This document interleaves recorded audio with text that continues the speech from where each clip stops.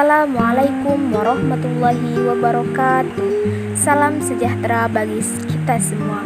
Semoga senantiasa kita tetap dilindungi oleh Allah Subhanahu wa Ta'ala dimanapun kita berada. Perkenalkan, nama saya Sri Hartini dengan NIM 12106005. Saat ini saya berada di kelas 2B atau semester 2, Program Studi Bimbingan dan Konseling Islam Fakultas Usuluddin Adab dan Dakwah IAIN Pontianak. Adapun video ini saya buat untuk memenuhi ujian akhir semester dengan mata kuliah Pemahaman Tingkah Laku yang diampuh oleh dosen Ibu Baryati SPD MPD. Baiklah teman-teman, untuk lebih mempersingkat kata, mari kita mulai pembahasan kali ini. Pada kesempatan kali ini saya memilih 3 poin besar mengenai pembahasan yang akan saya bahas. Yang pertama ialah pendidikan karakter, yang kedua perkembangan kecerdasan dan keterampilan, sedangkan yang ketiga mekanisme perilaku menurut teori psikodinamik, behavioral, dan humanistik. Yang pertama kita bahas ialah pendidikan karakter. Apa sih yang dimaksud dengan pendidikan karakter? Ada 2 hal yang perlu kita bahas. Yang pertama ialah pendidikan, dan yang kedua ialah karakter. Menurut Undang-Undang Pasal 1/1/2003, pendidikan adalah usaha sadar dan terencana untuk mewujudkan suasana belajar dan proses pembelajaran agar peserta didik secara aktif mengembangkan potensi dirinya untuk memiliki kekuatan spiritual keagamaan, mengendalikan diri, kepribadian, kecerdasan, akhlak mulia, serta keterampilan yang diperlukan dirinya dan masyarakat, bangsa, dan negara. Sedangkan menurut Imam Ghazali, karakter adalah suatu sifat yang tertanam dalam jiwa, yang menimbulkan perbuatan-perbuatan dengan mudah tanpa melakukan pertimbangan pikiran. Karakter adalah sifat kejiwaan, akhlak, atau budi pengerti yang menjadi ciri khas seseorang atau sesekelompok orang. Karakter merupakan standar-standar batin yang terimplementasikan dalam berbagai bentuk kualitas diri. Dalam pengertian yang sederhana, pendidikan karakter adalah hal positif apa saja yang dilakukan oleh guru dan berpengaruh kepada karakter siswa yang diajarinya. Pendidikan karakter telah menjadi pergerakan yang mendukung perkembangan sosial, perkembangan emosional, dan perkembangan etik para siswa ataupun mahasiswa. Sedangkan secara psikologis dan sosial kultural, pembentukan karakter dalam diri individu merupakan fungsi dari seluruh potensi individu manusia, yaitu kognitif, afektif, konatif, dan psikoromotik. Pendidikan karakter ini merupakan salah satu alat yang paling penting dan harus dimiliki setiap orang, sehingga tingkat pengertian pendidikan karakter seseorang juga merupakan salah satu alat besar yang akan menjamin kualitas hidup seseorang dan keberhasilan pengalihan di dalam masyarakat. Dalam artian, setiap orang harus memiliki yang namanya pendidikan karakter, baik masyarakat menengah atas maupun masyarakat menengah ke bawah. Karena dengan pendidikan karakter kita bisa meningkatkan kualitas diri pada diri kita. Kita berlanjut kepada konsep pendidikan karakter. Karakter mulia berarti individu memiliki pengetahuan tentang potensi dirinya yang ditandai dengan nilai-nilai reflektif, percaya diri, rasional, logis, kritis, analitik, kreatif, dan inovatif, mandiri, hidup sehat, bertanggung jawab, cinta ilmu, sabar, berhati-hati, rela berkorban, pemberani, dan dapat dipercaya, serta jujur, menepati janji, adil, rendah hati, malu berbuat salah, serta pemaaf, berhati lembut, setia, bekerja keras, tekun, ulet, gigih, dan tabah. Baiklah teman-teman, kita berlanjut kepada poin yang selanjutnya, yaitu pendidikan karakter dalam perspektif Islam.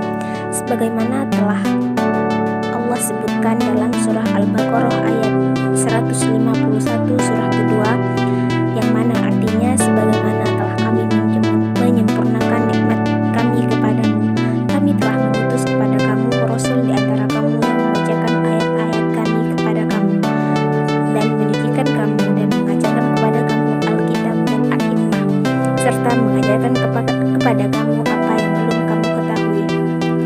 Oleh sebab itu kita senantiasa semestinya menjadikan Rasulullah SAW sebagai rujukan pertama pertama dalam pendidikan dan pembinaan karakter kehidupan seluruh manusia. Untuk yang selanjutnya ialah tujuan pendidikan karakter. Tujuan pendidikan karakter diartikan oleh Forster mengatakan bahwa tujuan utama pendidikan karakter adalah membentuk karakter, karena karakter adalah evaluasi dari seseorang atau individu, dan masing-masing karakter dapat memberikan kekuatan persatuan dalam mengambil setiap tindakan dalam situasi apapun. Sedangkan untuk tujuan jangka panjangnya tidak lain adalah mendasarkan diri pada tanggapan aktif kontekstual individu atas impuls natural sosial yang diterimanya, yang pada gilirannya semakin mempertajam visi hidup yang akan diraih lewat proses pembentukan diri terus-menerus. Pendidikan karakter dapat digunakan sebagai strategi untuk mengatasi pengalaman yang selalu berubah untuk membentuk identitas yang solid. Baiklah, untuk poin yang kedua yang akan kita bahas ialah mengenai perkembangan kecerdasan dan kepribadian.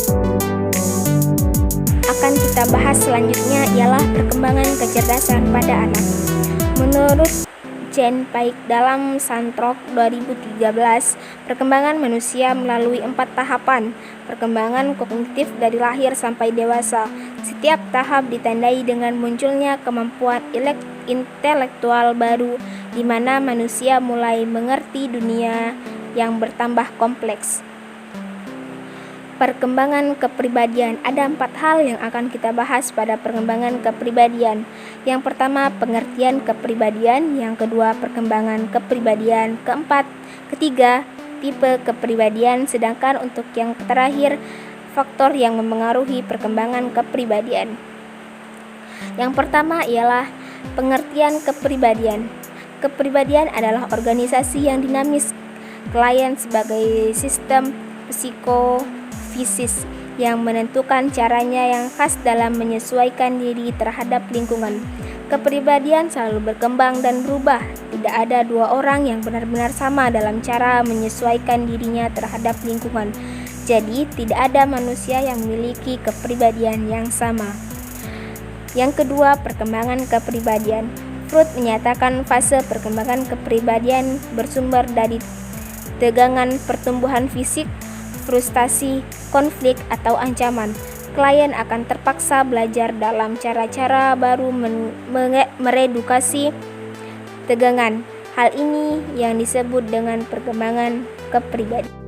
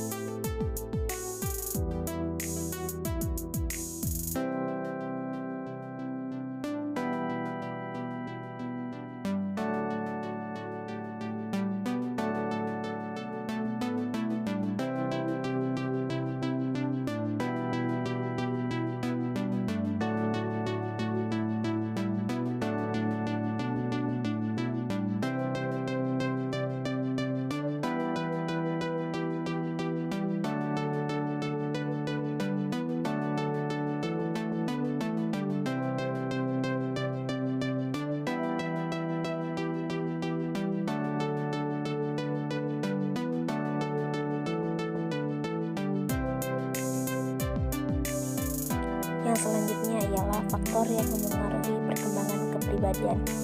Menurut Yusuf, ada 2 faktor yang memengaruhi kepribadian. Yang pertama ialah genetik atau pembawaan, yang kedua ialah lingkungan. Dari genetik dapat dilihat dari masa kandungan dipandang sebagai saat yang kritis dalam perkembangan kepribadian, sebab tidak hanya sebagai alat pembentuk pola kepribadian tetapi juga sebagai alat pembentuk masa depan yang memiliki kemampuan sesuai dengan jenis yang diinginkan oleh orang tersebut. Sedangkan dalam lingkungan ada 4 faktor yang memengaruhi kepribadian. kepribadian, yaitu faktor keluarga, faktor kebudayaan, faktor sekolah, dan yang terakhir ialah pembahasan yang terakhir faktor yaitu sekolah. mengenai mekanisme perilaku menurut teori psikodinamik, behavioral, dan humanistik. Mekanisme perilaku menurut psikodinamik ialah psikodinamik berawal dari Sigmund Freud. Psikodinamik berfokus pada pikiran alam bawah sadar dalam perkembangan kepribadian. Perspektif ini juga terfokus pada penyebab biologis dari perbedaan kepribadian. Teori yang selanjutnya ialah teori perilaku menurut behavioral. Teori behavioral adalah teori yang menjelaskan atau mempelajari perilaku manusia. Behavioral berfokus pada peran dari pelajar dalam menjelaskan tingkah laku manusia yang terjadi melalui rangsangan berdasarkan stimulus yang menimbulkan hubungan perilaku reaktif atau respon hukum-hukum mekanisme. Teori yang selanjutnya ialah menurut teori humanistik. Pembentukan perilaku menurut aliran ini memandang bahwa perilaku itu bertujuan untuk aspek-aspek intrinsik, yaitu niat, motif, dan tekad, dan dalam diri individu merupakan faktor penentu untuk melahirkan suatu perilaku meskipun tanpa adanya stimulus yang berasal dari lingkungannya. Humanistik menjelaskan mekanisme perilaku individu dalam konteks apa, bagaimana, dan mengapa. Baiklah teman-teman, materi kita pada kesempatan kali ini telah selesai. Mungkin hanya ini yang dapat saya sampaikan, kurang dan lebihnya saya mohon maaf. Semoga apa yang saya sampaikan bermanfaat bagi kita semua. Akhir kata, assalamualaikum warahmatullahi wabarakatuh.